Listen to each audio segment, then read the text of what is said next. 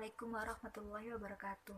Kami dari kelompok 2 akan mempresentasikan hasil kesimpulan dari perbandingan dua artikel dengan variabel yang sama, yaitu analisis perilaku biaya, pengambilan keputusan, dan pesanan khusus dalam membuat keputusan menerima atau menolak pesanan khusus. Baik, yang pertama akan dijelaskan oleh saya sendiri. Perkenalkan, nama saya Evita Maifani, NPM 096. Analisis perilaku biaya. Perilaku biaya itu sendiri adalah cara biaya berubah dalam hubungannya dengan perubahan penggunaan aktivitas. Perilaku biaya merupakan hal yang paling penting dalam pengambilan keputusan, estimasi biaya di masa yang akan datang, dan evaluasi terhadap pelaksanaan di masa lalu. Dari dua artikel ilmiah yang saya bandingkan, terdapat kasus yang sama antara PT Putra Karangetang dan PT Putra Sejati, merupakan salah satu perusahaan penghasil tepung kelapa di Indonesia. Berdasarkan hasil penelitian dari kedua kasus tersebut, terdapat total biaya variabel dan biaya tetapnya yang sama. Oke, selanjutnya akan dijelaskan oleh teman saya. Assalamualaikum warahmatullahi wabarakatuh. Perkenalkan, nama saya Lafifatul Ummah dari kelompok 2, ingin menganalisis perbedaan antara PT Putra Karangetan dan PT Putra Sejati. Perbedaan di sini terletak pada tahun hasil penelitian biaya produksi untuk jenis mediumnya. Tetapi untuk data hasil penelitian yang disajikan pada tabel khusus kedua ilmiah tersebut mempunyai kesamaan nilai jumlah biaya variabel dan biaya tetap yang sama. Dapat mengambil kesimpulan mengenai perilaku biaya tersebut, yaitu bahwa besarnya kalkulasi biaya produksi untuk jenis medium pada PT Putra Karangetan dan PT Putra Sejati memiliki hasil penelitian biaya produksi yang sama. Dari kontribusi presentasi biaya bahan baku untuk produksi tepung kelapa sebesar 69,95%. Assalamualaikum warahmatullahi wabarakatuh. Nama saya Anggri Maulidiatur Rahmah, NPM 21901081117. Di sini saya akan meneruskan penjelasan dari Mbak Evita Maifani mengenai perilaku biaya. Selanjutnya, dari kontribusi biaya bahan baku tersebut dapat menghasilkan biaya produksi dengan jumlah variabel yang lebih besar daripada jumlah biaya tetap. Oleh karena itu, meningkatnya kapasitas produksi menyebabkan biaya tetap per unit menjadi lebih kecil. Dengan menggunakan analisis perilaku biaya setelah dipisahkan menjadi biaya tetap dan biaya variabel, maka pihak manajemen dapat mengendalikan biaya tetap dengan meningkatkan kapasitas produksi. Assalamualaikum warahmatullahi wabarakatuh. Perkenalkan, nama saya Miranda Aulia Udayani, NPM 21901081130. Di sini saya akan menjelaskan analisis pengambilan keputusan untuk menerima atau menolak pesanan khusus dari PT Putra Sejati dan PT Putra Karangetang.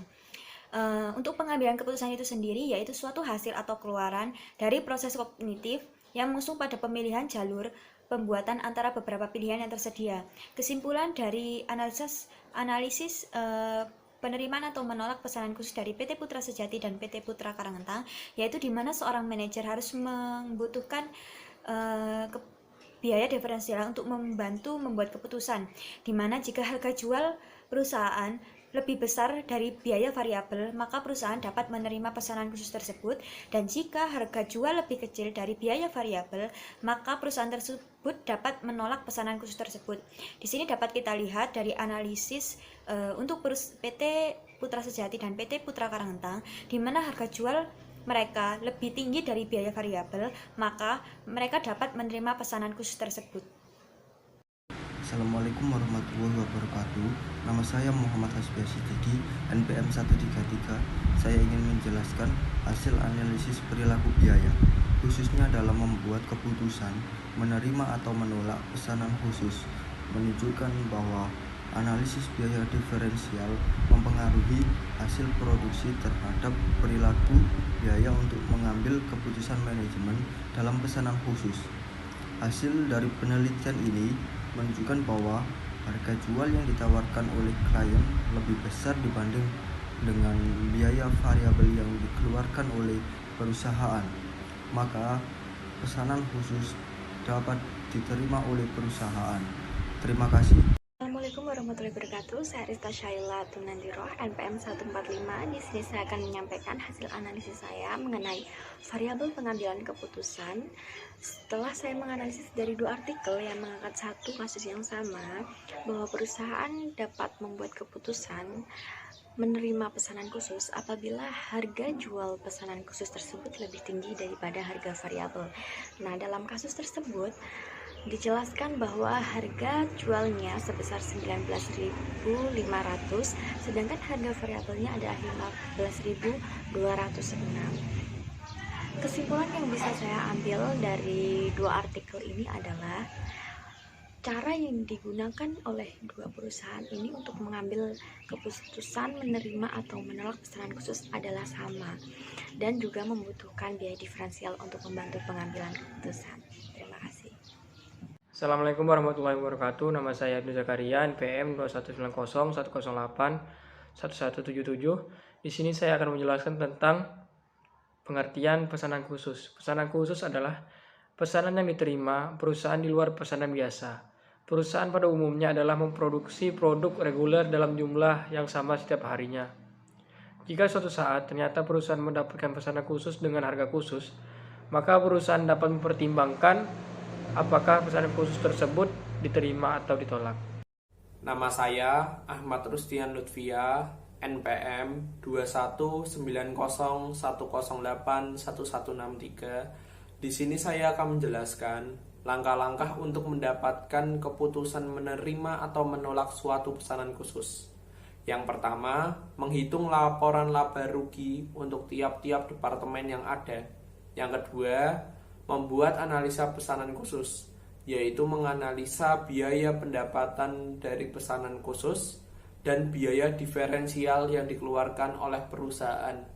Yang ketiga, bila selisih dari kedua data itu positif, berarti pesanan diterima, dan jika selisihnya negatif, maka pesanan tersebut ditolak. Terima kasih.